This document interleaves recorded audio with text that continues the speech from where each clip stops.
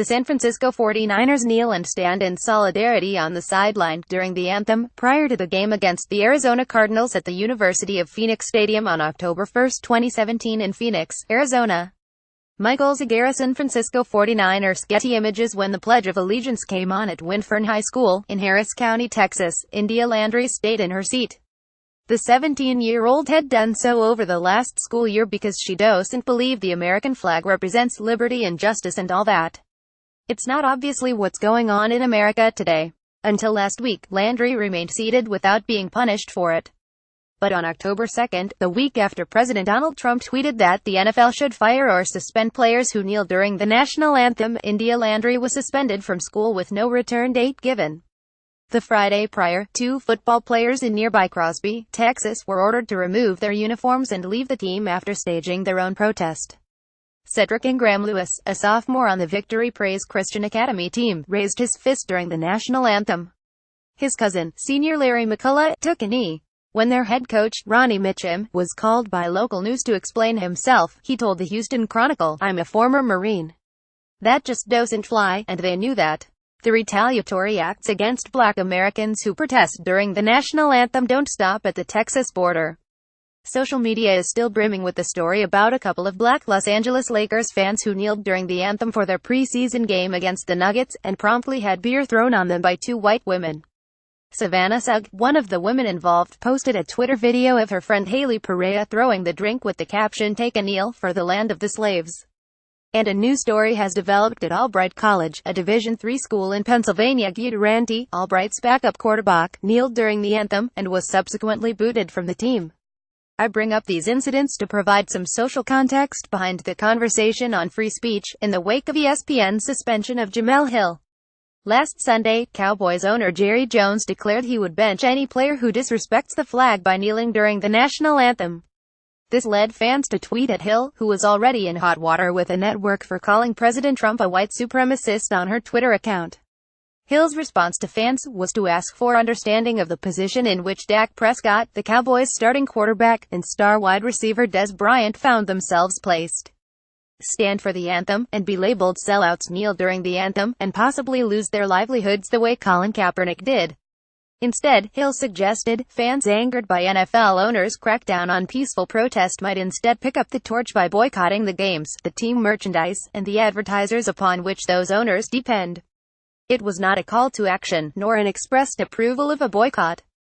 Hill did what Black people with public platforms have always done during times of civil unrest: discourage lateral attacks among the oppressed classes, famously described by late philosopher Paulo Freire as horizontal violence, and offer a reminder of who really holds the power to enact change. For this, ESPN removed Jemele Hill from the air for 2 weeks. The suspension took place mere weeks removed from Donald Trump openly calling every last NFL protester a son of a bitch. It was a level of vitriol he couldn't once again muster up for the gunman who killed 59 people, and injured hundreds who attended a country music concert in Las Vegas. It was also the same day Mike Pence staged a walkout at an Indianapolis Colts San Francisco 49ers game, spending hundreds of thousands of taxpayer dollars to publicly chastise American citizens who exercised their constitutionally protected rights. Within this social context, white retribution against Black political speech is commensurate with most of American history. Government suppression is unnecessary when public leadership can deputize everyday citizens into policing the methods of Black resistance. Where Black identity is concerned, all speech is political speech.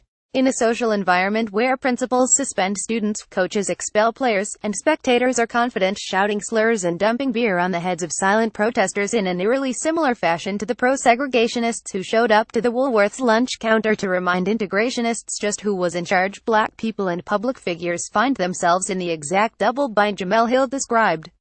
When other Black Americans face state-sanctioned violence and injustice, does one choose their profession and education, and even their personal safety, or should they choose the community they represent? In September, after Hill was reprimanded for her tweet about Trump being a white supremacist, ESPN President John Skipper issued a memo to employees. ESPN is not a political organization, he wrote.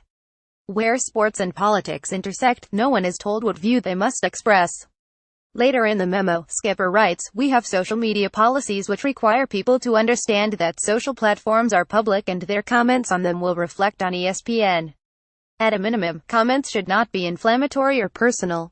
As I've mentioned before, those most violently affected have the most to lose by speaking up about white supremacy. ESPN may see itself as an apolitical organization, but it cannot avoid politics where they've been brought into the game by players, coaches, owners, and the President and Vice-President of the United States. Suspending a black journalist for discouraging lateral violence among football fans is necessarily a political position.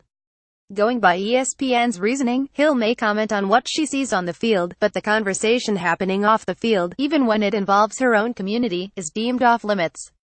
Universities and high schools may see themselves in a similar light, existing outside of politics, but the personal politics of their staff, when allowed to supersede the right of students to speak out for the modern civil rights movement, make that impossible. There is no avoiding politics on the matter of Black lives. There is only the exercise of free speech in the face of oppression, or the complicity in enforcing silence among the oppressed. By hiding behind an apolitical stance, and punishing black people who dare speak up about an unjust system, institutional politics in America are clear. And they just happen to line up perfectly with a white supremacist president who demands black Americans be punished for engaging in peaceful protest. The question isn't whether or not speaking, tweeting, or kneeling is appropriate. It's whether those with the ability and willingness to silence protests, while claiming a false neutrality, will ever realize whose side they're taking.